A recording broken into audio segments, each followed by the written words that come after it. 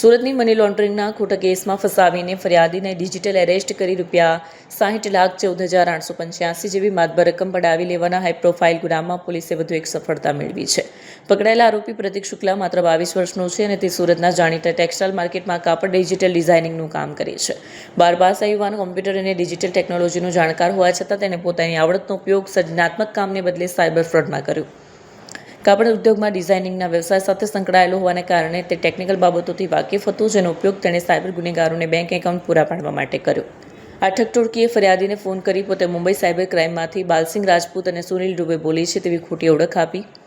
ફરિયાદીને કલાકો સુધી video call પર ડિજિટલ એરેસ્ટ રાખી જેલની ધમકી આપી. આરબીઆઈ વેરિફિકેશનના નામે ₹60 લાખથી વધુની રકમ આરટીજીએસ દ્વારા ટ્રાન્સફર કરાવી લીધી હતી. આ કૌભાંડમાં પ્રતીક શુક્લાએ મુખ્ય ભૂમિકા ભજવી હતી. પોલીસ તપાસમાં બહાર આવ્યું છે કે આરોપી પ્રતીકે અગાઉ પકડાયેલા આરોપી અંકુર કુશવાહાનું આઈડીબીઆઈનું બેંકનું ખાતું માત્ર ₹6,000ના કમિશનની લાલચે મેળવ્યું હતું.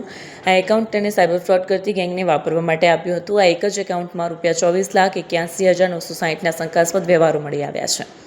સુરત સાયબર ક્રાઇમ પોલીસે આરોપી પ્રતીક શુક્લાને કોર્ટમાં રજૂ કરી 2 દિવસના રિમાન્ડ મેળવ્યા છે. પોલીસ હવે તે દિશામાં તપાસ કરી રહી છે કે કાપડ માર્કેટમાં કામ કરતા અન્ય કેટલા યુવાનો આ રીતે કમિશનની લાલચે પોતાના કે અન્યના બેંક ખાતા સાયબર ઠગોને વેચી રહ્યા છે.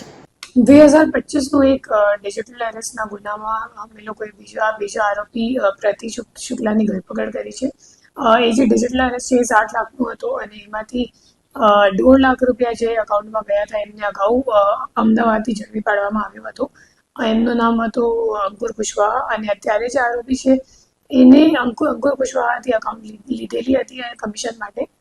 અને એ જે પ્રતીક શુક્લા છે અત્યારનો જે આરોપી છે એ હરિયાણામાં જે મુખ્ય ગેંગ ઇન્ડિયાથી કામ કરે છે એમને અકાઉન્ટ અને અકાઉન્ટની ડિટેલ્સ આપવાનું કામ કરતો હતો.